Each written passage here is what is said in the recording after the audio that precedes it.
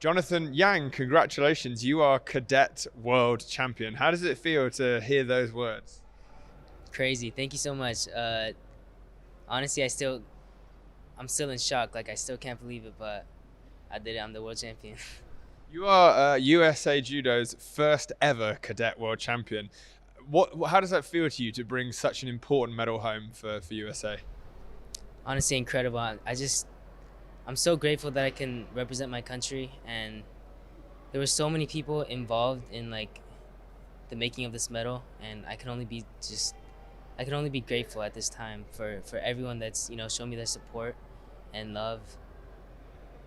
So I'm just grateful I can make everyone proud. Your family. Tell me everything about that. They were here supporting you. Talk me through what it means to have them in your corner and the journey that you've been on together. So I have two of the most supportive parents of all time. Honestly, they they come watch all of my tournaments and they're always cheering for me.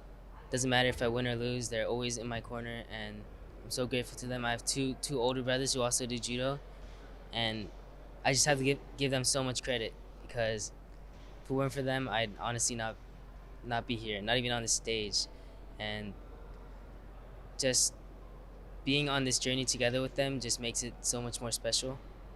And yeah, I saw on Instagram that you guys all have matching handles. Whose idea was that, and when did that happen? it was definitely my dad's idea. Yeah, he loves social media, so a lot of people have mentioned it, and I'm not opposed to it, but I'd rather have my own Instagram, to be honest. Okay. And so you said it's your dad's idea. Is he a judoka, or is it just the three brothers? He's also a black belt in judo. Yeah, he wants to be a referee, and he just recently got his black belt like 1 or 2 months ago. Yeah. So throughout the day, you threw with that.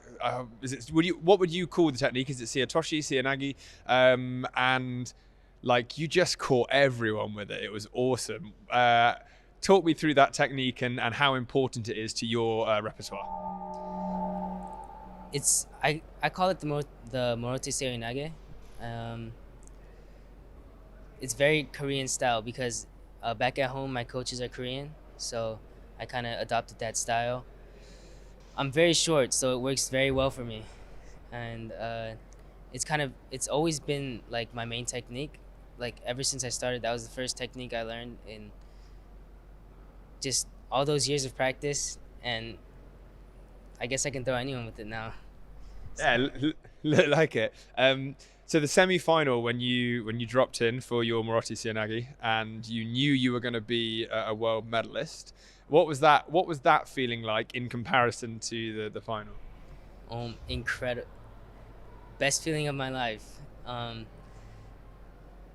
when I felt him go over, I was just in so much shock, and then I stood up, just I couldn't even feel my body, but I looked back at the recording of my celebration and I was just like, oh my goodness, what am I doing? But it was just raw emotion. Like everything I felt, it came out in that moment. It was a little embarrassing, but can't blame myself. Hey man, you just got into a world final. It's a big deal. Okay, and then the final, you had the Japanese opponent. Have you fought him before? What's your record? What was your feeling going into that fight? Your mentality, your approach? That was actually my first time fighting a Japanese ever.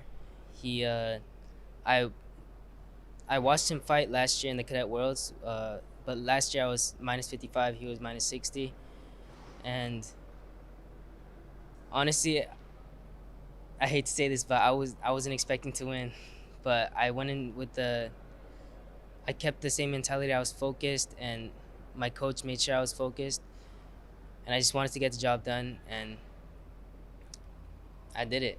Yeah. You weren't expecting to win. That's interesting. So okay. So how do you approach a fight that you aren't expecting to win? Well, it was like a thought in the back of my head, and I just had to, kind of swat it away, just be focused and in the moment, kind of not think about my opponent, but more focus on what my job is and what I have to do. So you threw with the Marotti Cianagi and you went Awazari ahead. What is going through your mind in that moment? The pressure to hold on to win. How did you keep yourself calm and stick to the plan? To be honest, I didn't feel anything when I threw him. I threw him and I was just laser focused. I wasn't happy even for a second. Not even like till the very last second. I didn't even realize I won. But honestly, I couldn't even tell you how I did it. I was so focused. This is what I trained for all my life, and I was ready for it. So you've had a fantastic response on social media. There's been some nice videos made, and there's been a lot of comments. What's it like for you to see all of the response and the love on social media? Man, it feels amazing. I can feel the love really, and like every single person, like it really doesn't go unnoticed. All the support and love, it keeps me going and it keeps me motivated. And just thank you so much to everyone who's like showed their support and love. So I know it's a while away. It's 4 years away, but you've got a home games coming up in LA. That's a massive thing to have in your career, in a career. What are your feelings towards the LA 2028 games at this exact moment? It's unreal. Like until now, I never really, not never, but winning this tournament just gave me the confidence that I think I can actually do something. And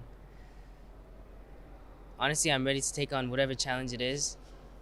And I really hope I can represent my country again and compete in my hometown. It's a crazy feeling. How old will you be when the LA Games happens? And yeah, what are the stages between here and there that are important for you? I will be, I think, 21 years old. And the most important stages, I'd say, is transitioning from a cadet to junior first, because the level is completely different. And then from there, junior to senior, obviously, onto the biggest stage of the world. And yeah. Juniors, yeah, let's talk juniors. You're going to fight the juniors, right? That's what I heard. Talk me through how you're going to go into that competition and what's going to happen between now and then. Just keeping the same mentality. I don't want to get too confident, too cocky. Just remember to be humble and just going with the same mentality as I did here. And I think I have a good chance at maybe even getting a medal. Your brother's fighting the juniors, yeah? Yes, he's fighting in the minus 66 kilogram. Watch out for him, Jacob Yang. Are you excited to go there together to Tajikistan? Absolutely. So, how do you won yesterday? How have you been celebrating your gold medal? Have you had a chance to celebrate yet? I had a good dinner last night with the coaches, but other than that, not really.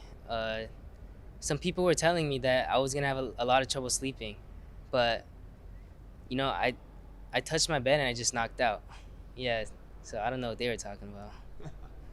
Well, thank you very much, Jonathan. Congratulations, and we'll see you in Tajikistan.